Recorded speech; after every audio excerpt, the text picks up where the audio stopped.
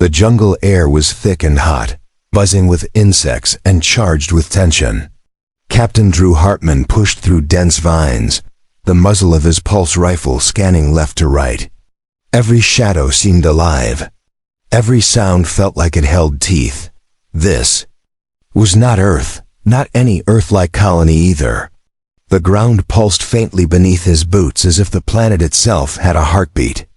The vegetation grew in unnatural shapes, twisting like frozen screams. Behind him, the rest of the recon squad followed, but all eyes stayed forward toward the alien trail they'd been tracking for hours. The trail led to a shallow cave. Faint heat signatures flickered on Drew's visor, one of them humanoid. Upright, but limping. Drew raised his fist, signaling the squad to halt. He went in alone, inside. The glow from his visor illuminated something or someone. A tall feminine figure leaned against the stone wall, her skin glowing a pale blue, her armor dark and thorned like blackened coral. Long silver-white hair tumbled around her shoulders, matted with dried blood. One of her legs was dragging, barely. Supporting her. "You're limping," Drew said, lowering his weapon just enough to show he wasn't a threat. "Are you hurt?" Her glowing eyes opened slowly. There was something ancient in her gaze, something watching him from behind her. Pain. She tilted her head slightly and whispered, "No, human. The beast inside is just waking up."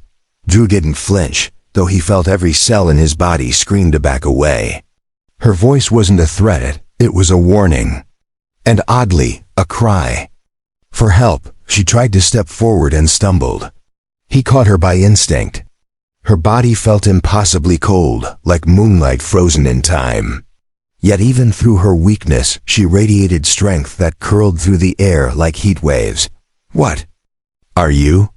he asked, scanning her for injuries, but careful not to touch anything that looked alive on her armor. She looked half warrior, half something grown in the darkest part of space. She didn't answer. Her pupils contracted into slits. Her claws twitched. Her breathing deepened. Drew stepped back. The atmosphere around her began to shift. The glow in the cave brightened, not from his visor, but from her. Something was changing inside her, and fast. Her spine arched slightly as black veins crawled under her blue skin. Her face twitched, and she clenched her jaw. She shook her head violently, then hissed low through her teeth. "Not yet. I'm still in control," she muttered. Her voice echoed strangely, as if two beings spoke at once. Drew raised his communicator. "Command, I found her. She's alive. But I think she's changing. And not just biologically. Emotionally too." Static answered him. The signal was jammed. He looked back toward the mouth of the cave, but a thin, shimmering barrier had appeared. They were sealed in. She saw his tension and said quietly, "Your squad can't save you. If I lose control here, I won't remember your kindness." Drew nodded slowly. "Then let's keep you from losing it." Together, her lips twitched into something like a smile, brief and unsure. "Strange human. You speak to me like I am not cursed." "I've seen worse," Drew said, though he hadn't. Not like this. Not someone who was both weapon and victim, trapped in her own body.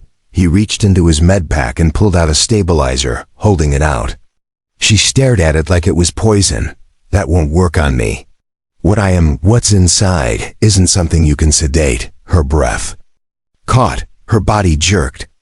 For a second, her form rippled, her skin darkening, her features sharpening into something monstrous. But she forced it back, with a scream muffled behind clenched teeth. Then silence fell. The light dimmed. Her chest rose and fell in shaky rhythm. She looked up at him, eyes glowing softer now. "It's asleep again." For now, outside the sealed cave, Drew's squad was trying to break through, but nothing responded to their tools or weapons.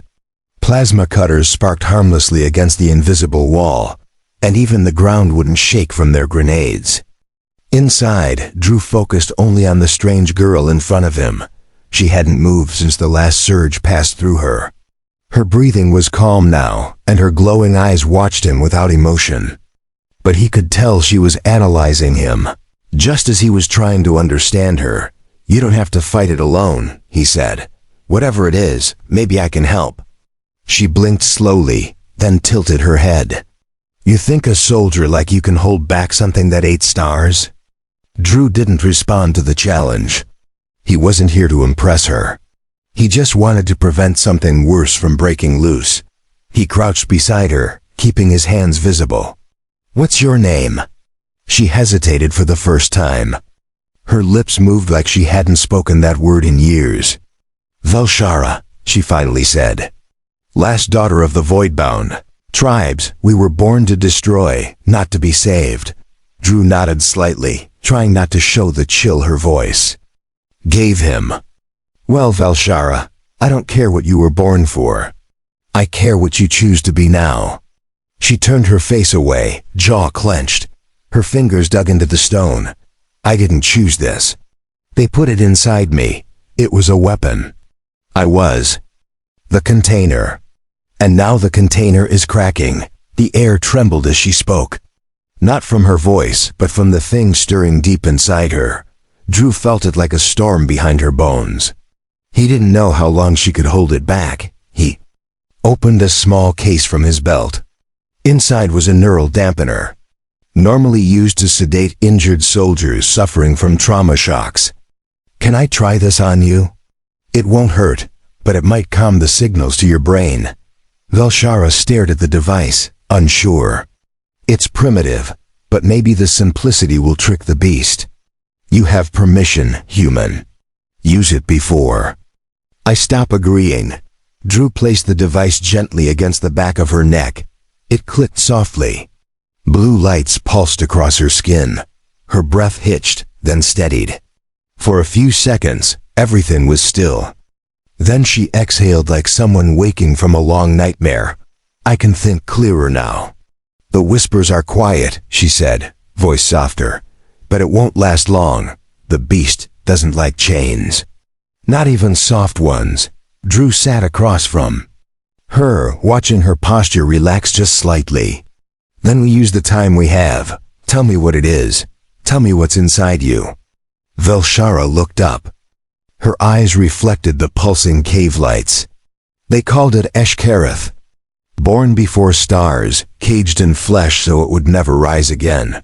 My people thought they could control it. They were wrong. Now they are gone. Drew absorbed her words. Slowly, it wasn't just a weapon, it was something ancient.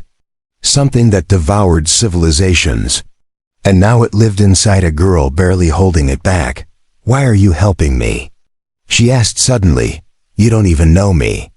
"You should be afraid." "I am," he admitted. "But fear doesn't mean run.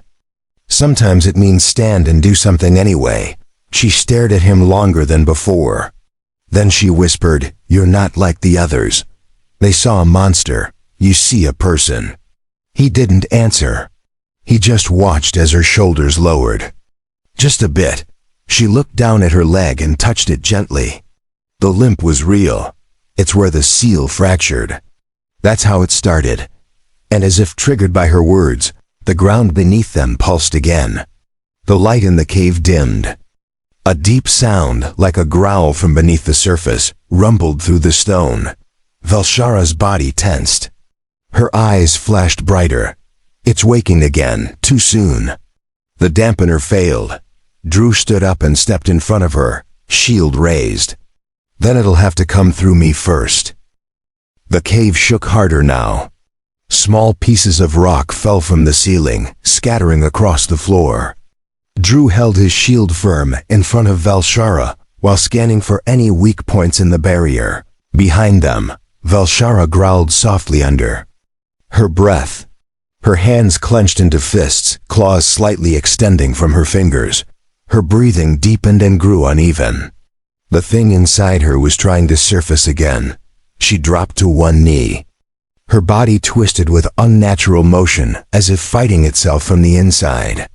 Her skin rippled, veins pulsing darkly under the surface. The light in her eyes blinked rapidly, flickering between gold and deep red.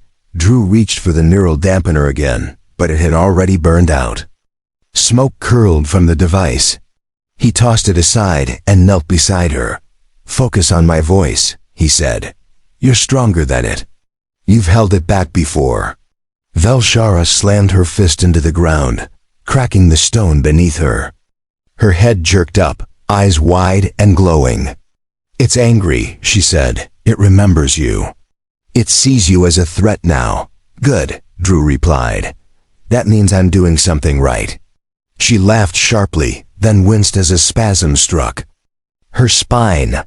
Her back arched, and dark tendrils pushed out along her skin before retracting again. Her voice cracked as she whispered, "You need to leave." "I won't be able to stop it this time." Drew didn't move. His grip tightened around the plasma rifle strapped across his back, but he didn't reach for it yet. He kept his body language calm. "I'm not running. If you lose control, I'll stop you. Not with bullets, with words. With memory." Velshara blinked at him. The beast hesitated. She blinked again, then slowly pushed herself back to her feet. Her voice sounded distant. "You speak as if my soul can still choose.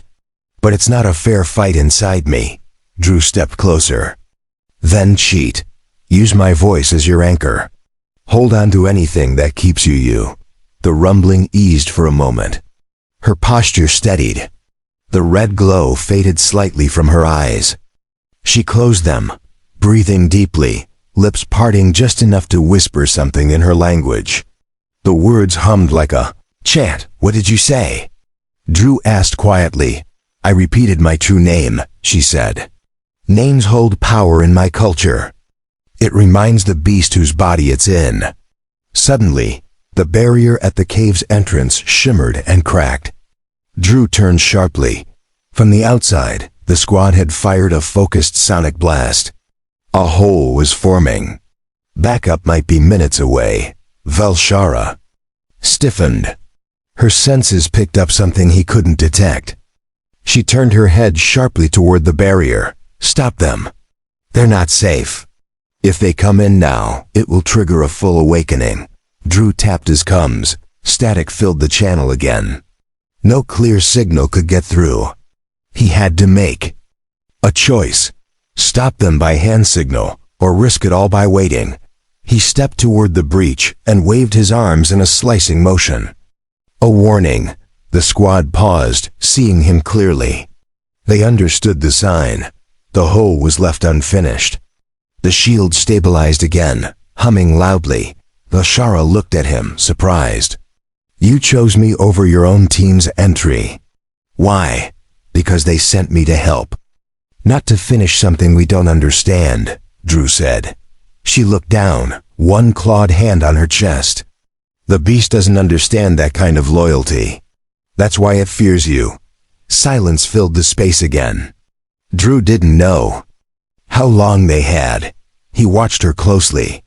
She was calm now, but there was still something simmering just beneath her skin. The fight wasn't over, but neither was her will to resist. The silence between them felt heavier than the cave's thick air. Drew sat cross-legged near the center, watching Velshara carefully. She no longer twitched or groaned, but her eyes remained closed as if bracing for another wave. Outside, the squad had set up a perimeter. He saw faint outlines of motion beyond the flickering shield. But the barrier still held firm, refusing to let anyone in or anything out. Velshara opened her eyes slowly. The soft gold glow had returned. Not as harsh, not as angry.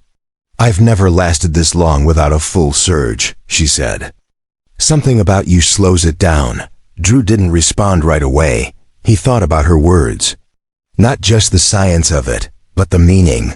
She had always been a vessel, forced to endure. But now she had someone willing to endure with her. "I wasn't supposed to survive the merge," she added. "They said either the beast would die or I would. But neither happened. We blended. We broke their prophecy." He leaned forward, voice low. "And now you carry both." The destroyer and the one who refuses to. Let it win. She smiled faintly. It didn't last. It's not that simple. The longer it stays dormant, the more it learns. Each time it wakes, it's stronger, smarter. Soon I won't be enough.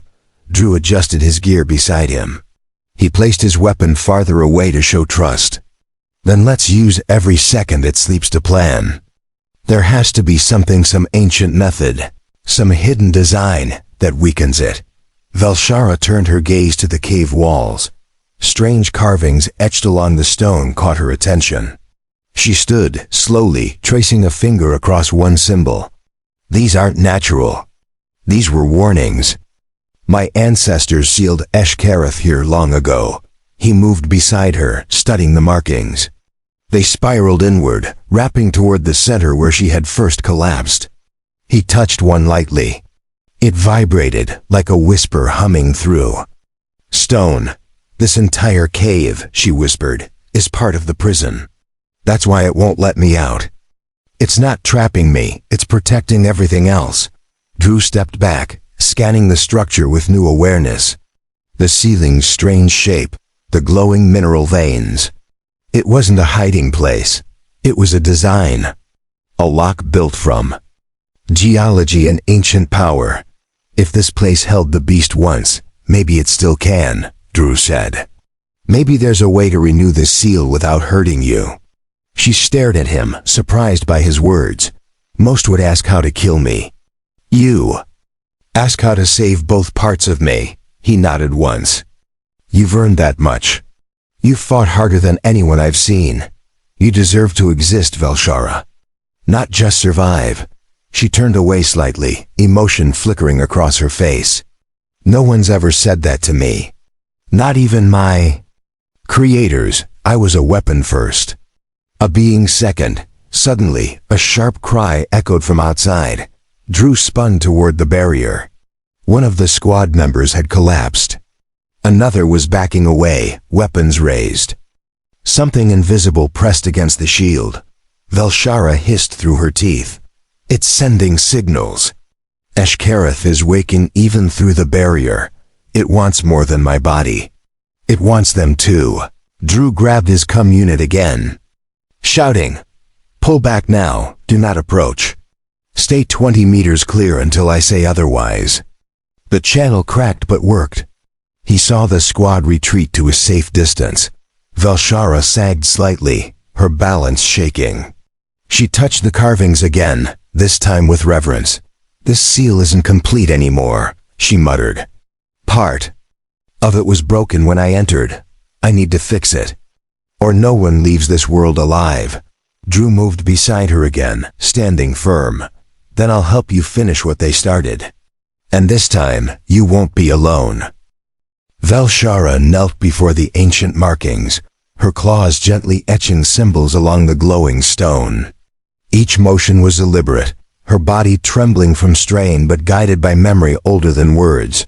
Drew kept watch beside her, one hand gripping his rifle, the other scanning the environment. The barrier still shimmered behind them, but a low frequency had started pulsing through the ground. The seal was never meant to last forever.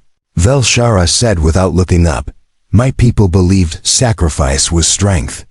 They thought putting the beast inside me was heroic. But it was cruelty disguised as duty." Drew studied her profile. The sadness in her voice was heavier than any weapon. "They made you fight a war that was never yours to win. You were a child when they chose you, weren't you?" She paused, her hand shaking slightly above the stone. "I was 13 star cycles. I hadn't even bonded to a soul thread yet. They told me I was lucky, chosen, but they never asked me what I wanted." He lowered his eyes. "Humans do the same. We decorate cages and call them medals. We give people reasons to die before teaching them how to live." Her fingers pressed harder into the rock. The lines she carved began to glow a deep violet, brighter with each stroke. "If I complete this pattern, it may give me control. Not forever, but enough to move safely. Maybe enough to leave this place." Drew nodded. "Then let's finish it together." He reached forward, following her instructions. His gloved fingers didn't have her precision, but he moved carefully, copying the sequence she traced beside him. The energy from the markings pulsed against his skin like a soft heartbeat. Velshara's breathing grew slower, calmer. The beast inside her responded to the symbols. Drew could feel it. The air shifted again, not darker, but quieter. Like a predator falling asleep. "Good," she whispered. "It's listening. It remembers this. The cage is familiar." It's folding back. Outside, the wind picked up. Dust spiraled in slow motion beyond the barrier. The squad stayed distant, but their silhouettes were still visible. They had trusted Drew's order. Now all he had to do was keep them safe. A sudden jolt passed through Velshara. She gasped and grabbed her side. Her eyes flared red for just a second, then dimmed again. One more line. "I have to seal the core rune. Help me stay conscious if it fights." Drew moved behind her, placing one hand on her shoulder. His voice steady. "You're not doing this alone. I'm right here. If the beast comes, it meets me first." Velshara reached out and drew the final mark across the center of the cave floor. As soon as the symbol was complete, the entire chamber vibrated. Light exploded from the walls, rushing toward the center in a spiral of gold and violet. She cried out as the energy wrapped around her. Her body lifted slightly off the ground, not flying pulled. The cave accepted her. The seal reactivated with her inside it. Drew stepped back, shielding his eyes. The wind inside the cave howled briefly. Then silence fell again, absolute and final. When he opened his eyes, Velshara lay motionless beside the core rune. He rushed forward and knelt beside her. Her skin was cool, her breathing faint but steady.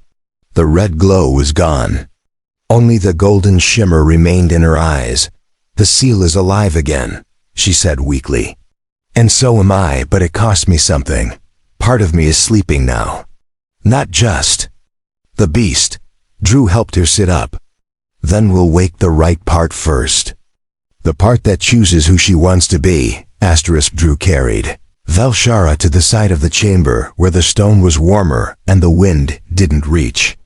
She leaned against the wall, her body still adjusting to the aftershock of the seal.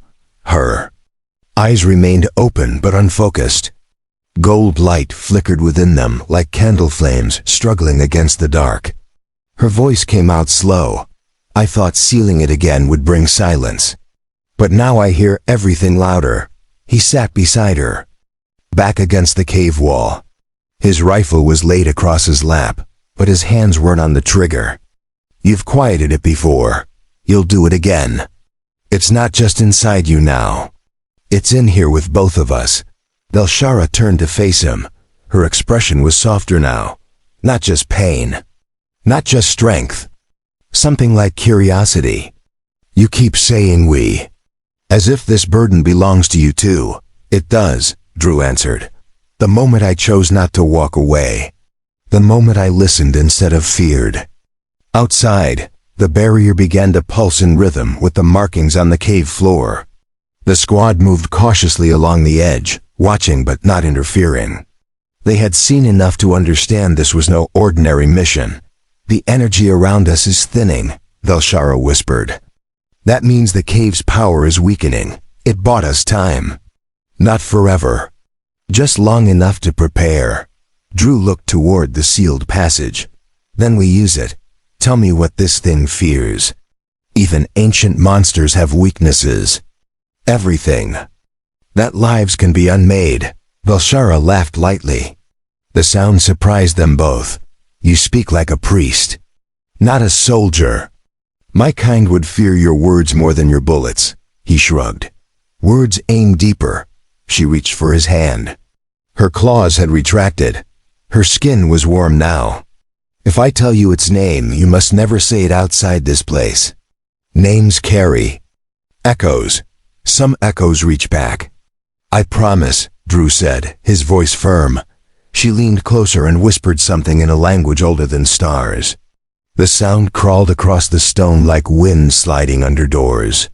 The air grew colder for a moment, then returned to stillness.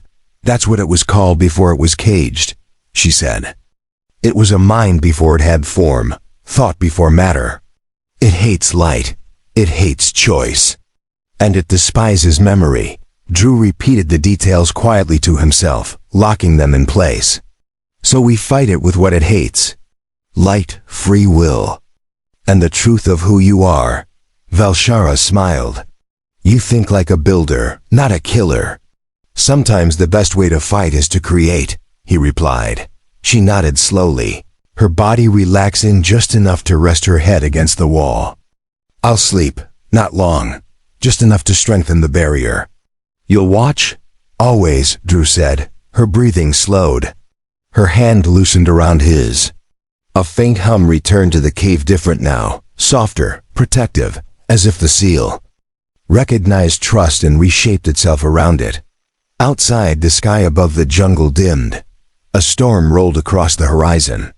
Rain began to fall, hissing against the top of the barrier. It glowed faintly in response, absorbing the energy. Drew stayed still, eyes open, rifle beside him. Not as a soldier this time. As a guardian, inside that glowing cave, two beings rested. One human, one almost something else. And for the first time, the beast inside her did not stir. Valshara awoke slowly, her senses sharpening before her eyes opened. She listened first, the wind, the breath beside her, the silence of the sealed beast. Then she spoke without turning her head. You're still here, Drew looked over. At her, one arm resting on his knee, the other gripping his rifle loosely. I said I'd stay. You believed me, right? She sat up straighter, wincing slightly as her spine adjusted. I believed you'd try. That's more than most ever gave me. Outside the barrier, the rain had stopped. The air was thick with mist, and the jungle beyond shimmered with moisture. But the squad held their position, watching, waiting without forcing entry. Valshara rose to her feet. Her strength had returned, but she moved cautiously. She walked toward the center of the cave, the symbol she had carved now pulsing with calm light. It's stable, but only because it's curious. It's never been watched this closely before. Drew stood as well. So it's watching us back? It always has, she said. But now it's listening.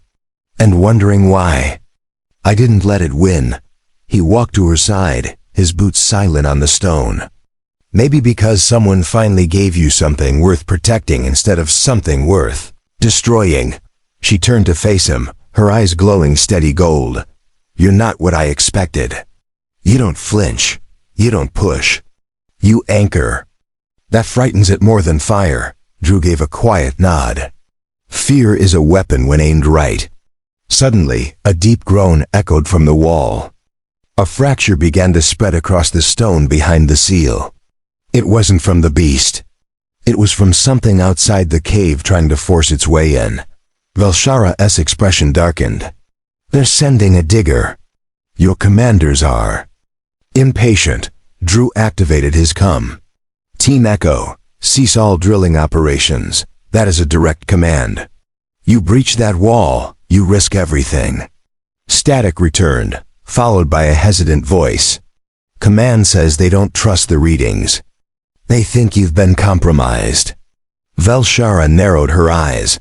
They think the beast wears your face now. I'll convince them otherwise, Drew replied. He moved to the entrance and faced the glowing barrier. Open a visual. Link, let them see me. Let them hear her voice too. The barrier shimmered, thinning just enough for a live image to pass through. Drew stood tall. Valshara stepped beside him, her posture regal and calm. This is Valshara, he said. She is not a threat. Not unless provoked. End your operation now. The squad on the other side paused. Then the image of a senior officer appeared through the link. That's not your call, Captain. Protocol demands extraction. Stand down and await override, Valshara whispered low, only to Drew. They won't stop. Fear is louder than logic. If they breach the cave, I won't be able to hold it. Drew made his decision. Then we go to them. We leave the seal intact and take the risk, together. She stared at him. You'd walk me through their weapons? I'll walk you through their doubts, he said. And prove they're wrong. Velshara placed her hand on the barrier. A series of symbols glowed beneath her palm. The seal held behind them, but the outer wall opened with a hiss of released energy. Light poured in. Mist curled around her ankles as she stepped forward. Drew followed close, both hands raised. The squad raised their weapons but didn't fire. They weren't looking at a threat anymore. They were looking at a choice. The air outside the cave felt heavier than it should have. Drew could feel the pressure in his ears, not from sound but from anticipation. Every weapon in the squad was aimed, every breath held, every eye locked on Velshara. She didn't flinch. Her feet touched the soil like she belonged there, like the earth had waited for her return. Her arms remained at her sides, claws hidden. Body relaxed. She was not here to fight. She was here to be seen. Drew raised his voice loud and clear. Stand down. You're looking at the reason this planet isn't ash. Lower your weapons. Some hesitated, their instincts screaming louder than their logic. But the sergeant in charge finally nodded. One by one, the rifles lowered. Velshara stepped forward until she stood in the middle of them all. Her eyes scanned each soldier. No fear, no anger, only patience. I do not seek forgiveness. I do not ask for trust.